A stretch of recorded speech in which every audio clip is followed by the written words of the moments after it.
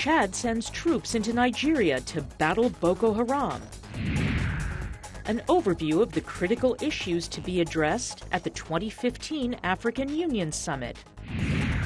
And after months of speculation, Olympic hero and reality TV star Bruce Jenner is ready to talk about his transition.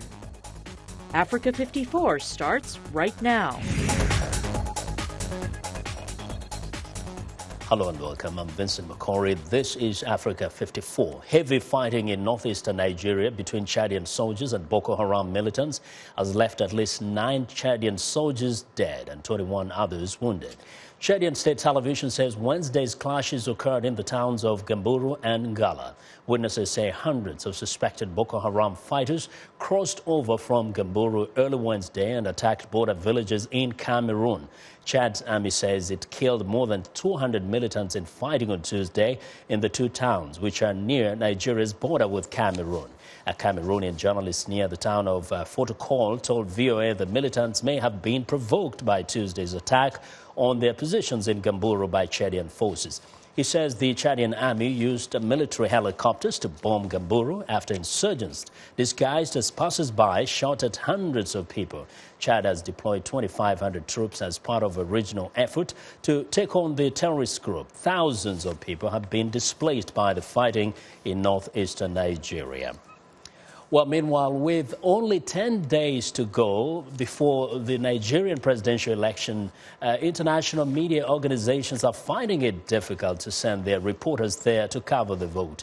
The Committee to Protect Journalists today called on Nigerian authorities to ensure that international journalists are allowed access to so they can go in and do their job. For more on that, I'm joined live via Skype from New York by Sue Valentine, Africa Program Coordinator at the Committee for Protection of Journalists. Ms. Valentine, welcome to Africa 54. Thanks so much, Vincent. Now, let's get it a bit clear here. Not everybody has been denied visa to go into Nigeria. That's correct, isn't it? That's correct. Not everybody has been denied, but we were notified last week that some 40 journalists from various, freelancers, other recognized media outlets were struggling to get visas to cover the elections. We know that some of the really big institutions, BBC and New York Times, have not had a problem. But there are other significant media outlets that have been trying through various means and have not had any luck whatsoever, and we're getting close to deadline. Now, from your research there, what have you established? What are the roadblocks to those who are not able to get in? Well, it seems it's either deliberate efforts to make it difficult for journalists to attend, or it's just bad bureaucracy. But certainly it led to the Foreign Correspondents Association of Southern Africa, so that's across the Southern African region, writing a letter to the Nigerian authorities saying, what do we need to do to get journalists to be able to come and be accredited to cover the elections? So that's a big group, and they made 8. We had one instance where some 8 applications had been submitted and rejected. And others, they just don't know if they're going to get this in time, and the deadline is next week, Wednesday, the 11th. Exactly. They said you have to be there by the 11th. But do we have any history here? If you go back to the previous election, did we experience anything like this? Not aware that this has been a big issue previously. No one's been pointing that out to us. But certainly it's concerning, given I think that these are particularly tight elections. The race is close, and they're taking place in the context of the insurgency in the northeast of the country. And so there's a real interest in having journalists on the ground to be able to report the story to the world. Nigeria is an important player. Now, we are just journalists. We are not countries that can impose sanctions. What practically can be done to exert some pressure on the government in Nigeria to expedite this process? Well, it's the one thing journalists do have access to is to the media. And I think that people are putting out the story. There have been direct petitions to governments, to the different embassies. We haven't had any response from the Nigerian authorities when we tried to get hold of them yesterday. But certainly there is a momentum building of letters being submitted. The issue is getting out there through the media, and we hope that Nigeria will be responsive because it's the leading country on the continent and the elections deserve to be covered thoroughly. Let's hope for the best. Thanks a lot, Sue. You're welcome. Well, Sue Valentine is Africa Program Coordinator at the Committee for Protection of Journalists. Now to the Middle East, where Jordan executed 2 militants at dawn Wednesday, a day after the Islamic State group's gruesome killing of a Jordanian pilot captured after his plane went down during a mission targeting the fighters in Syria. Authorities hanged Sajida al-Rishawi, an Iraqi woman sentenced to death for her role in a 2005 suicide bombing in Amman, and Siad al-Kubali, another Iraqi with ties to al-Qaeda. Tuesday, a video emerged online purporting to show the pilot burned to death inside a cage as armed militants looked on. We meet with great sadness, despair and anger, following the martyring of the heroic pilot Muaz al-Kasasba. May God bless him. At the hands of the cowardly terrorist organization, Daesh, which behaved in an extremely wrong and criminal way that has nothing to do with our noble religion. King Abdullah told the Jordanian paper from Washington Tuesday the brave pilot gave his life defending his faith, country and nation, and joined other Jordanian martyrs. U.S. President Barack Obama met briefly Tuesday with King Abdullah and reacted to the gruesome video. It's just one more indication of the viciousness and barbarity of this organization. The Islamic State group had demanded al-Rishawi's release as part of a prison exchange, but Jordan refused to move forward without proof that pilot Mu'adh al-Kasasbe was still alive. Jordan said the pilot was apparently killed a month ago. He was captured in Syria after his plane went down while flying for the U.S.-led coalition conducting airstrikes against Islamic State targets. Well, the grim video showing a Jordanian pilot being killed by his Islamic State captors emerged Tuesday just as Washington hosted a meeting for the anti-Islamic State coalition. U.S. Secretary of State John Kerry met with Jordanian King Abdullah and Foreign Minister Nasser Judeh to announce an extended U.S. aid package to Jordan, a coalition partner. VOA State Department correspondent Pam Dawkins reports. The fate of captured pilot Mu'adh al-Kasasbe emerged as Secretary Kerry, with Jordan's foreign minister at his side, announced the U.S. will increase its aid to Jordan from about $660 million to $1 billion a year. Today, Jordan is facing multiple dangers and challenges in the form of extremist threats and the burden particularly of hosting more than 800,000 refugees in a country whose population is less than 7 million. Neither Kerry nor Foreign Minister Nasser Judeh mentioned the video during their appearance, though Kerry later condemned the pilot's murder. Judeh pledged Jordan's support for regional security. At this time of peril and turbulence, what's new in our part of the world, Jordan again is committed to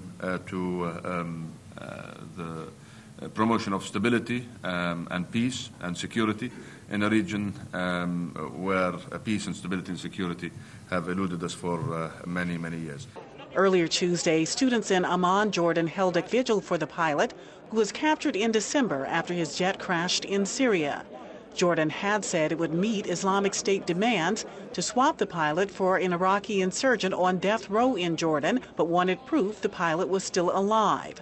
The Islamic State's attempt to negotiate with the government could be an indication that the militant group views itself as a governing entity, says former ambassador and foreign policy analyst Adam Early. You've got a leadership structure within the Islamic State that has interests that it is seeking to advance through formal dialogue with another government. To me, that's an indication that they are evolving. After the U.S. pledged greater support to Jordan for long-term development and fighting terrorism, Kerry said U.S. support for the coalition against Islamic State will not stop until the group is no longer a threat to the region and its lies and deceptions were clear to all. Pam Dawkins, VOA News, the State Department.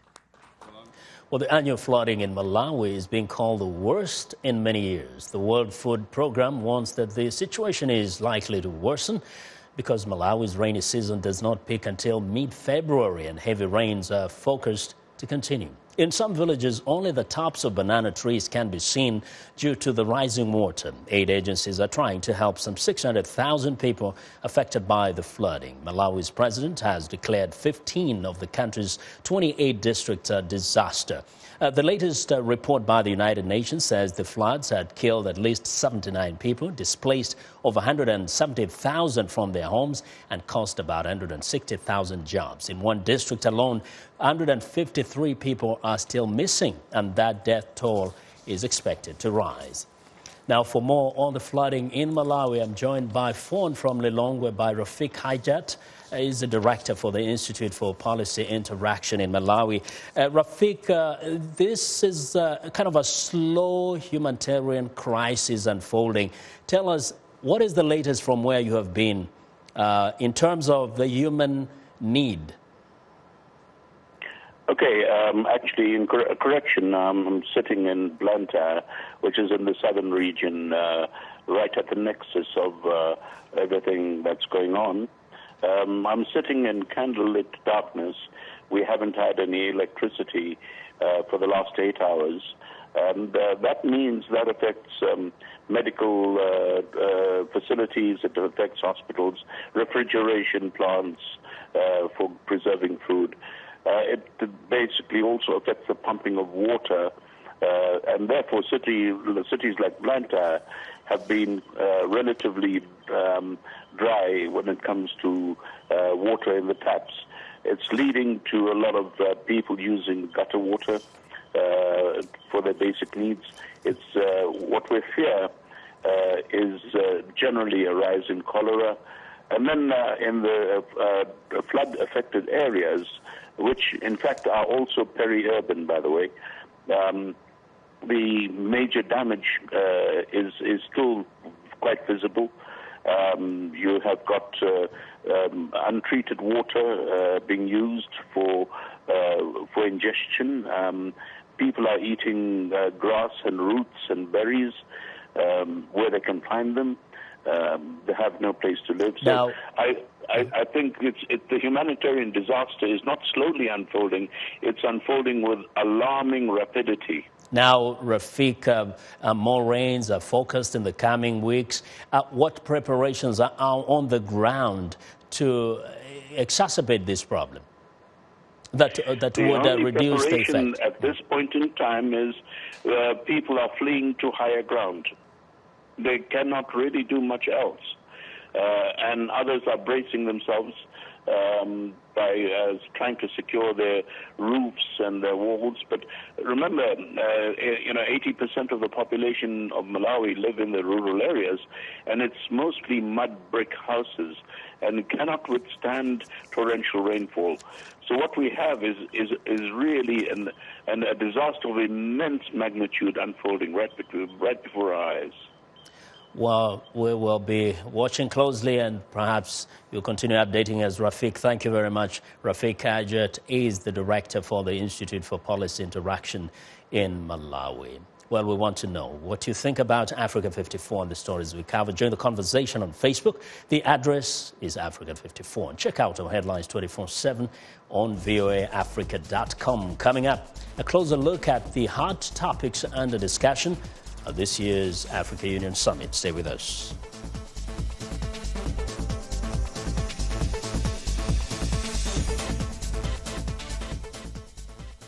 I am Sheikh Sali, host and senior editor of VOA's international call-in talk show, Straight Talk Africa. Today we'll examine the tobacco industry. We pretty much touch on anything that you can think of. Politics, health issues, human rights issues, you name it, we talk about it. The issues that we discuss are pertinent to most people on the African continent. a very, very rare and unique opportunity to interact with their leaders. Wherever you are, Voice of America is on air, reaching more than 130 million weekly, worldwide, in more than 40 languages. Online, social media, and breaking news from around the world.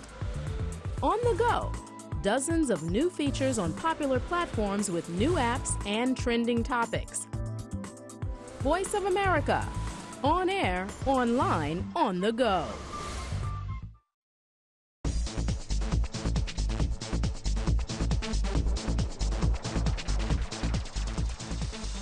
Welcome back. The 2015 Africa Union Summit concluded recently in Addis Ababa in Ethiopia. Now, the theme of the summit was the Year of Women's Empowerment and Development in Africa, but the African leaders also discussed the Ebola crisis in West Africa, the proposed continental force to combat the Boko Haram militants in West Africa, and the role the AU should play in elections across Africa this year, the state of continental rapid reaction forces to preemptively stem violence, and AU's historical problems of financing itself were also discussed. Well, for more on what happened at the summit, I'm joined by VOA's Zimbabwe service reporter, Sandra Nyaira, who just returned from covering the summit in Addis Ababa. Sandra, welcome back. Thank you, Vincent. You recovered from the jet lag. I'm still recovering, but I had a good time. But, a lot of issues were discussed that, touch the critical issues concerning our continent. Exactly. And I think for a long time, the continental body was discussing the issue of empowerment of women. Now, from what you can remember, very specifically, what did the leaders identify as the issues that put the woman down in Africa? Mostly, one of the biggest issues that they came up with is taking women down most of the time is lack of resources in terms of empowering women, that women do want to be empowered, but they don't have money. We tend as women throughout, whether we're in the newsrooms, whether we're at home, whether we're in schools, to take the lead from men, regardless of the numbers, that there are more women in Africa than men. So the main issue that they looked at and agreed on was to, look for resources and to fund women and their activities. Good that they were discussing this at the time when a woman, Nkosazana Dlamini Zuma, is the chairperson of the Africa Union Commission. Now, besides just identifying the issues, what did they say they're going to do practically to elevate the woman in Africa? Credit to Madam Nkosazana Dlamini Zuma. She has been working very hard in terms of wanting to see African women being uplifted. She says most of the women in Africa face problems that she was luckily not to face, when she was, going up the ladder to where she is now. But mostly they are looking at women at the district level, at the, local level, parliamentary, council level. What does it take to make sure that we have as many women as possible, and being prepared, being mature enough, not only in dealing with the issues, but politically mature, being of a sound mind, having, mentors who they look up to. There are so many women, not a huge number of women, but there are the women that you can look up to and say they've done well. What can you learn from them in terms of, in their leadership? What can you also learn from what is happening in your own situation, in your home, in your area, in your community? So they are taking this thing seriously, and I must say, from what I saw, Africa is serious about empowering women. Africa is going, to the next phase in terms of, development, and the benchmark, that they are looking at the women and the youth as the greatest asset that the African Union has. And very quickly, because there was a whole laundry list of issues, in terms of effectiveness, did the issue come from the leadership itself in terms of the accusations against the AU that they talk too much, they do very little? Yes, you do have some within the AU saying that, there is need for them to walk the talk. And from what I saw and having covered the African Union over the years, be it, the SADC, the African Union, and all other regional and continental bodies that we have, I think this time around they are serious. I think having a woman at the helm, Madam Nkosazana Dlamini Zuma wants to leave a mark. She wants people to see that, being a woman should not be a hindrance to making sure that there is development and progress in Africa. And I bet you are going to see more of her and her colleagues in terms of pushing the African agenda. So those men, they need a woman there. They do. To change things. Hey, Sandra, thank you very much for coming back and sharing with us all that happened at the African Union. Thank you for having me. Sandra Nyaira is a reporter with VOA's Zimbabwe service. A documentary about the secret history of South Africa and the end of apartheid tells the story of a mysterious Frenchman known as Monsieur Jacques, his involvement in Cold War diplomacy in Africa, the signing of the 1988 Brazzaville Protocol, and the negotiations to release Nelson Mandela. VOA's Caroline Turner has more. So if you wanted to go from... The film, Plot for Peace, tells the story of how French businessman Jean-Yves Olivier parlayed his contacts with African political leaders and became a secret envoy to France, practicing diplomacy of influence to facilitate peace and end apartheid. The country, Angola. Its government, the Marxist regime of President Eduardo dos Santos, who is supported by the Soviet Union and 32,000 Cuban boots on the ground. Their enemy, Jonas Savimbi and his rebel movement UNITA, backed by South Africa and the United States. The apartheid regime is engaged in its forward defense in Angola and the north of Namibia, the neighboring territory South Africa occupies. America is fighting communist expansionism in southern Africa. Its support, rebel leader Savimbi says, tips the balance of power in his favor. 1985, we did not have the support of the Americans. Now we have that support. The decision was taken to aid Savimbi covert. So at one point, famous American reporter caught Reagan in one of these stakeouts by the White House and said, "Mr. President, what about Savimbi? Why don't you aid Savimbi?" And the president responded, "We are, but we're doing it covertly." He says. Traveling between Africa's warring countries, Olivier negotiated a complicated prisoner release. 8 parties, 3 revolutionary movements, 6 countries, among them Angola, France, South Africa, including Bantustan. This operation was extremely complicated and costly. It came mostly out of my own pocket. There were no bilateral agreements, only one overall between all parties. I went from the apartheid state to the Marxist-Leninist countries or rebel movements. I had to be able to travel from one place to another without being accused by my host of being ideologically linked to the one I visited before. I zigzagged on a battlefield so as to initiate my negotiation of Wynand du Toit's release. It was 7 months of constant back and forth. For 7 months, I had to visit the prisoners, organize their moves, know how they would be fed, know how they would be dressed, how long they would have to wait, which type of plane they would take, which type of flyover flights we had to get. I was on my own. By 1986, he brokered the first meeting for the 1988 Brazzaville Protocol, which resulted in the withdrawal of Cuban troops from Angola and Namibia's independence from South Africa. Olivier made the film to teach the next generation. It's not going to happen overnight. You know, I always say that there is a common thing between Luther King and Mandela. Both have a dream. They both have a dream. But did they go from planet Earth with this dream being accomplished? No. So there is also the message that we should continue to achieve those dreams. Once the apartheid regime made peace with its Marxist neighbors, it was in a position to negotiate for Mandela's release. Carolyn Turner, VOA News. Well, it's time now for a short break. Still to come on Africa 54. Olympic gold medalist and reality TV star Bruce Jenner enters a new phase in his life. We'll be right back.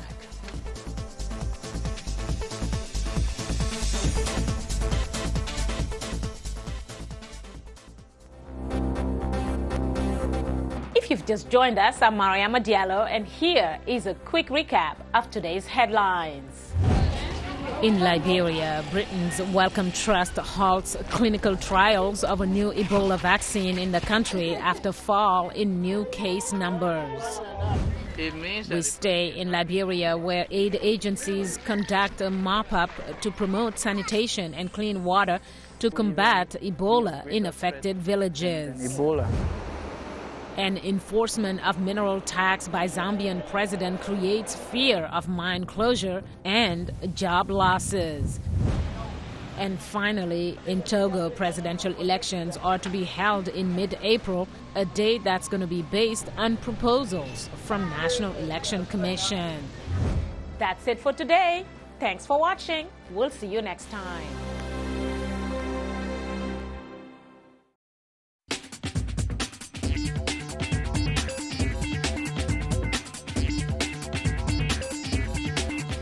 Welcome back to Africa 54. After months of speculation, People magazine is reporting that former Olympic decathlete and Keeping Up with the Kardashians' dad, Bruce Jenner, has decided to come out as a transgender and will soon be a female or living as a female. Gossip sites and social media have even been buzzing for over a year about his dramatically altered appearance. Jenner will speak with ABC News about the changes he is undergoing in a special that is scheduled to begin shooting this week. Jenner also has discussed a rather docu-series planned for E!, which broadcasts his family's reality show Keeping Up with the Kardashians. Stay tuned. Well, next up, more trouble for a former rap mogul. Suge Knight pleaded not guilty Tuesday to murder and attempted murder charges before complaining of chest pain and being rushed to a hospital. The former rap music mogul is accused of intentionally running down two men in Campton on Thursday after an argument on a movie set. The 49-year-old Knight could face life in prison if convicted. Knight's $2 million bail was revoked after a court commissioner agreed with authorities that he was a potential flight risk and could intimidate witnesses. And finally, a big story in the publishing world takes social media by storm. Pulitzer Prize-winning author Harper Lee will publish her second novel more than 50 years after the release of her beloved classic To Kill a Mockingbird. Go set a Watchman, which is set in the 1950s and features characters from To Kill a Mockingbird, is scheduled to be published in July. The book was actually written before Mockingbird, and the famously elusive author thought it had been lost. It's hard to overstate the influence of To Kill a Mockingbird, which served as an introduction for most American children to civil rights, literature, and the justice system. It sold nearly 1 million copies for each year in print, and that is what is trending today. Well, and that's our show for today. Be sure to watch Africa 54 on our website at voaafrica.com. For more news, tune in to VOA's evening radio show, Africa News Tonight, at 1800 UTC, and in the mornings to Daybreak Africa between 0300 and 0600 UTC, Monday through Friday. Thanks a lot for watching, and from all of us in Washington, have a good night.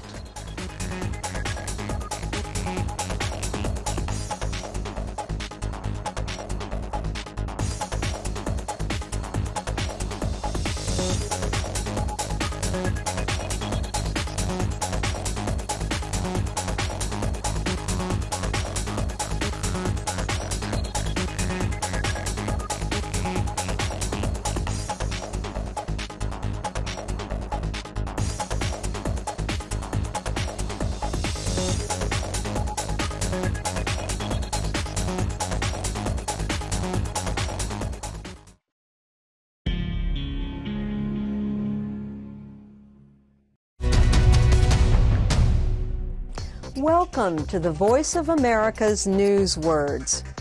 Here is a word that has to do with art and sometimes history too. Museum. National Gallery of Art Associate Curator Charles Brock says another goal is to encourage people to visit museums. Museums, of course, are dedicated to preserving culture for future generations, and so we have to make sure that those future generations are interested. A museum is a building where interesting and beautiful things are kept. The objects are put out for the public to see. Museums can be about art, culture, or history. They can be privately owned or operated by a government. Now, the next time you hear the word museums, you will know what this news word means.